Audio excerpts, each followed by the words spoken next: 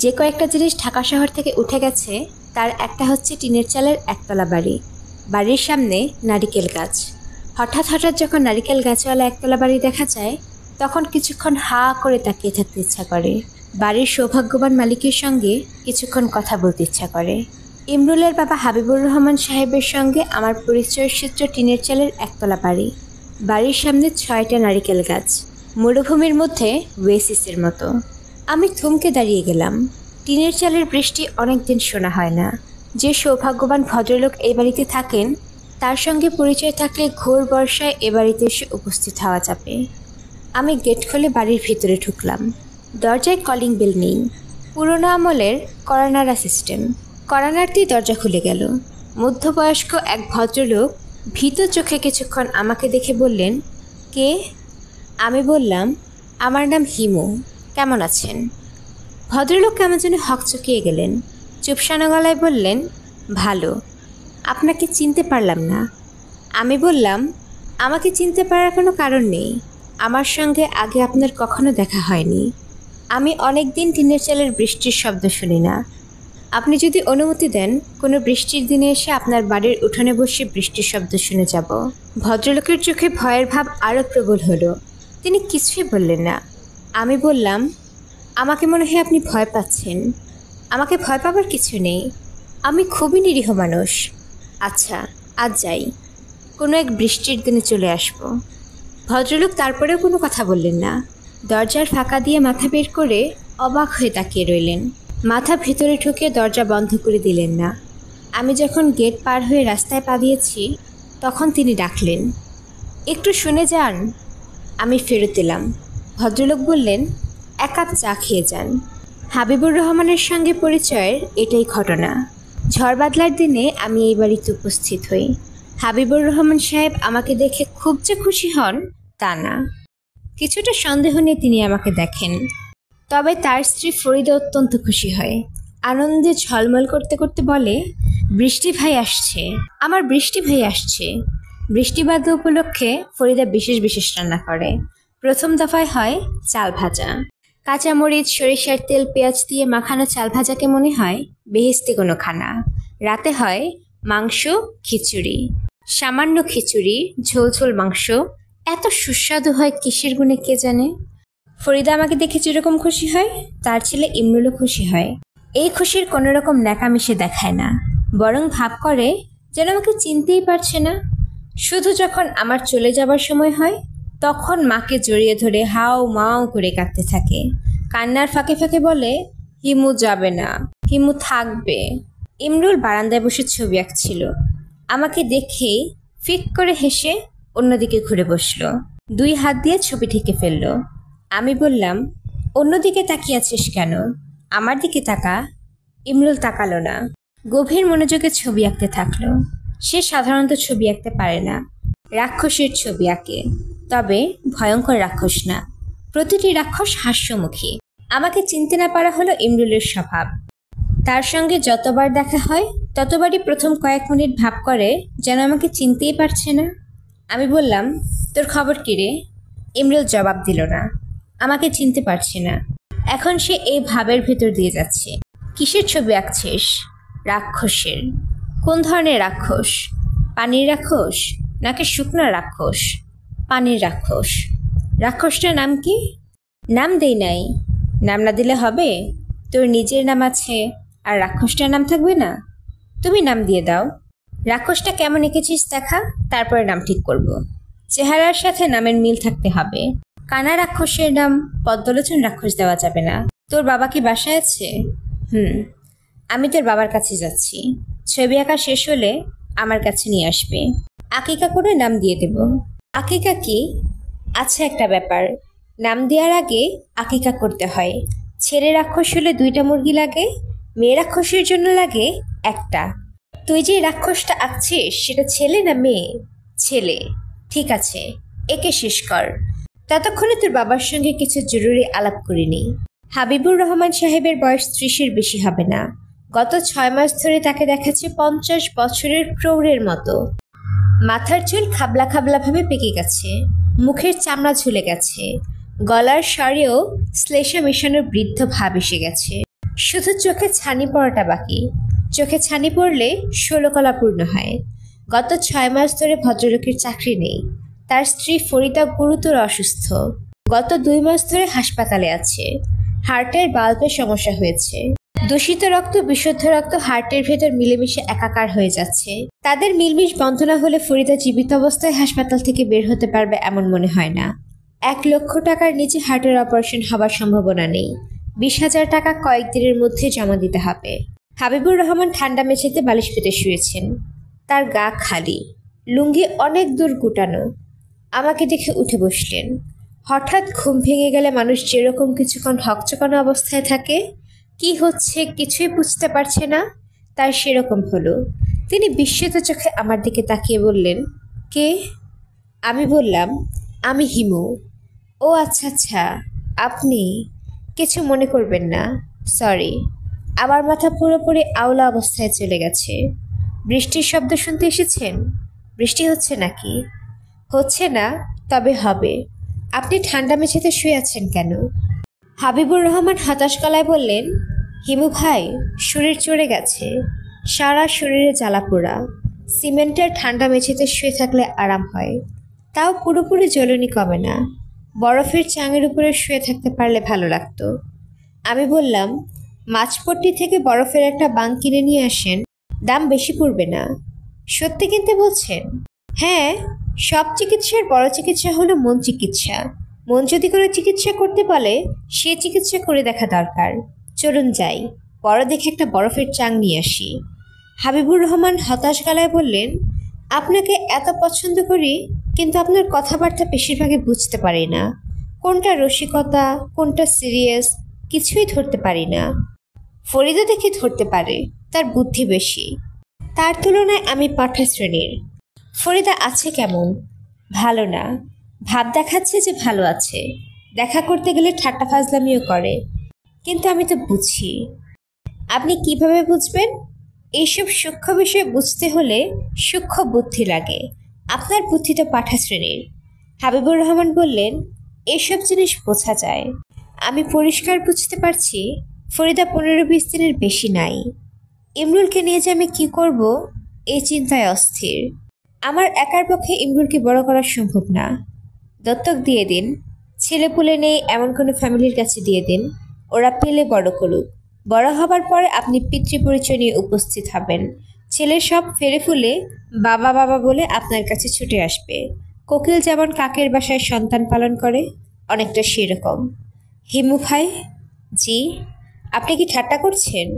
ঠাট্টা করব কি জন্য? আমি আমার এত আদরের সন্তানকে অন্যের হাতে তুলে দেব? আমার কষ্টটা দেখবেন না? অবশ্যই আপনার কষ্ট হবে।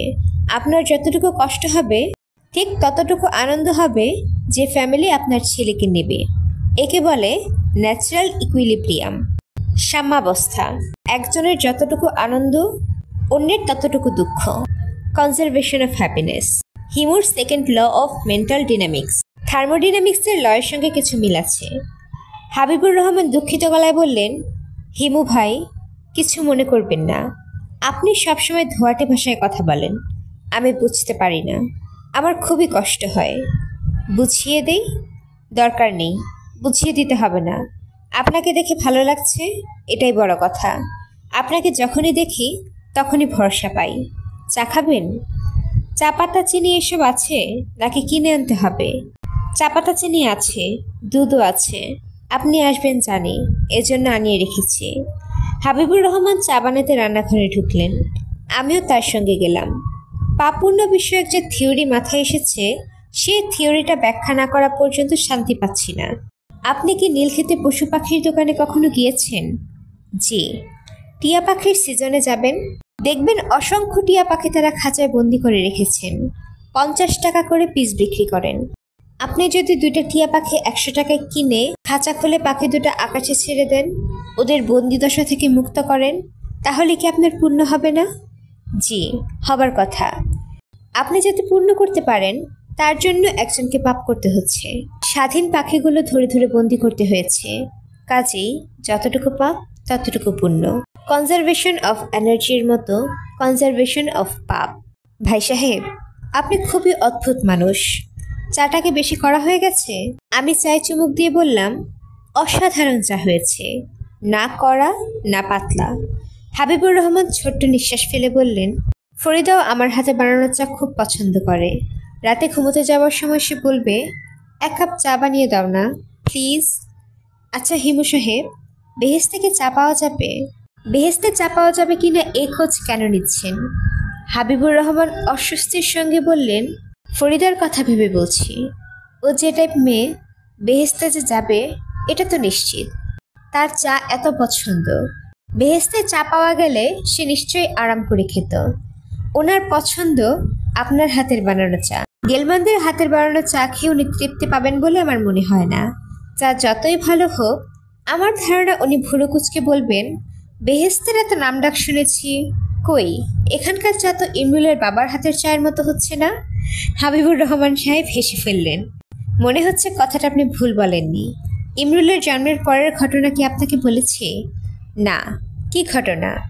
ফরিদা যখন শুনল তার ছেলে হয়েছে, কেঁদে কেটে অস্থির। ছেলেকে কোলে পর্যন্ত নেবে না এমন অবস্থা।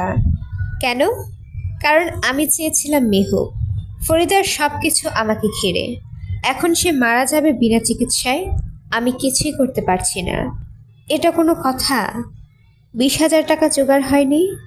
হাবিবুর রহমান ছোট্ট নিঃশ্বাস ফেলে বললেন, না, চেষ্টাও করিনি। কেন? 20,000 টাকা যদি জোগাড় করি, বাকিটা পাবো কোথায়?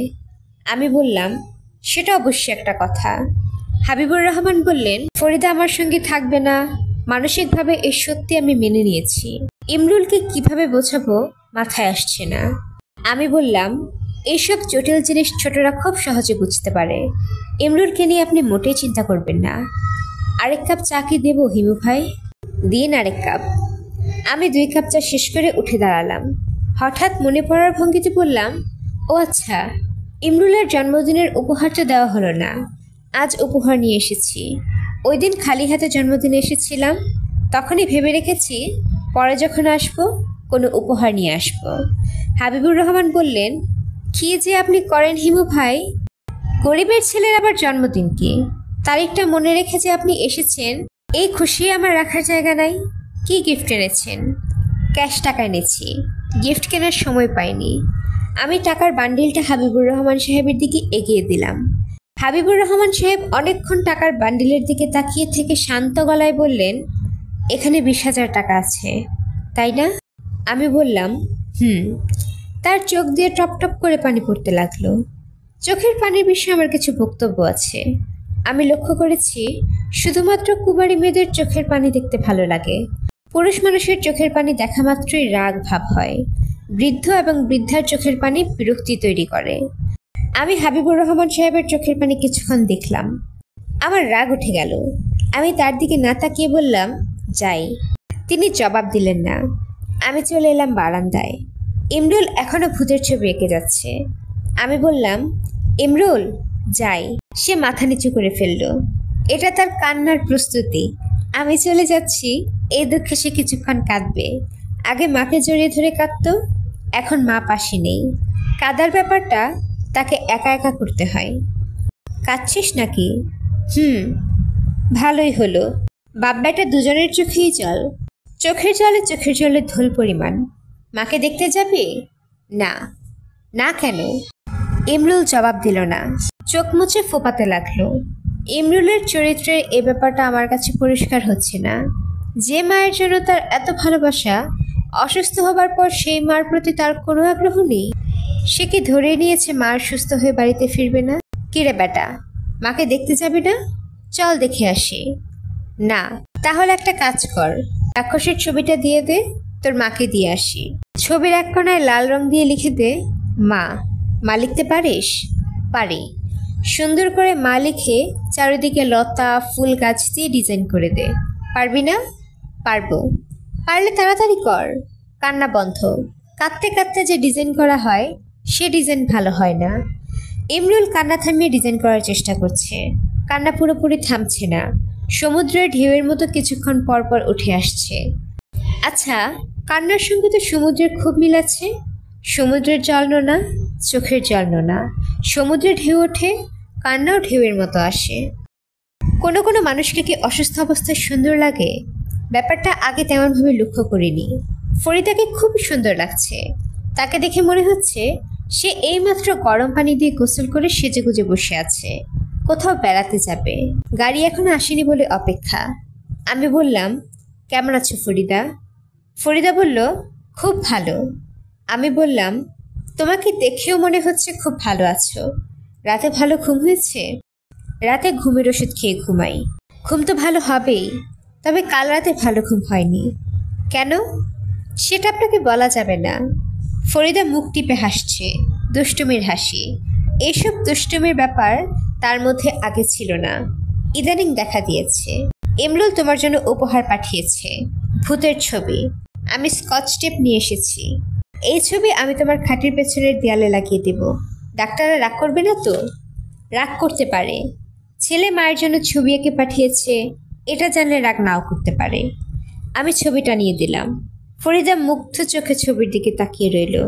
তার চোখ ছলছল করতে লাগলো। হিমু ভাইজান, বলো। ইমরুল আমাকে দেখতে আসতে চায় না, এটা কি আপনি জানেন? জানি। ও আসতে চায় না। সে যে কোনো জায়গায় যেতে রাজি, হাসপাতালে আমাকে দেখতে আসতে রাজি না। কেন বলুন তো? মনে হয় হাসপাতাল তার পছন্দ না। ফরিদা বিছানায় শুয়ে পড়তে পড়তে বলল, আমার ধারণা সে বুঝে ফেলেছে আমি বাঁচব না, এই জন্য আগে থেকেই নিজেকে গুটিয়ে ফেলেছে। আমার ধারণা কি ঠিক হিমু ভাই? আমি বললাম, ঠিক হতে পারে। ফরিদা ছোট্ট নিঃশ্বাস ফেলে বলল, আমি মরে গেলে ওর বাবা ওকে নিয়ে বিরাট বিপদে পড়বে, ঠিক না হিমু ভাই? আমি বললাম, বিপদে তো পড়বেই। ও কি করবে বলে আপনার ধারণা? প্রথম কিছুদিন খুব কান্নাকাটি করবে, তারপর ইমরুলকে দেখাশোনা দরকার এই অজুহাতে অল্প বয়সী একটি তরুণী বিয়ে করবে। তরুণীর মন জয়ের জন্য প্রাণপণ চেষ্টা চালাতে থাকবে। প্রমাণ করার চেষ্টা করবে যে তার প্রথম স্ত্রীর চেয়ে এই স্ত্রী মানুষ হিসেবে অনেক ভালো, প্রায় তুলনাহীন। ফরিদা হাসছে, প্রথমে চাপা হাসি, পরে শব্দ করে হাসি। সে মনে হলো খুবই মজা পাচ্ছে। হাসি থামাবার জন্য তাকে মুখে আঁচল চাপা দিতে হলো। হিমু ভাই, বলো। আমার মৃত্যুর পর আপনি যা করবেন তা হলো ছেলে মেয়ে নেই এমন কোনো পরিবারে ইমরুলকে দত্তক দিয়ে দেবেন, যাতে ওরা তাকে নিজের সন্তানের মতো মানুষ করে। আমি বললাম, আচ্ছা। ফরিদা দুঃখিত গলায় বলল, আপনি এত সহজে আচ্ছা বললেন? আপনার আচ্ছা বলতে একটুও মন খারাপ হলো না? আপনি যে হৃদয়হীন একজন মানুষ, এটা কি আপনি জানেন হিমু ভাই? আমি হ্যাঁ সূচক মাথা নাড়লাম।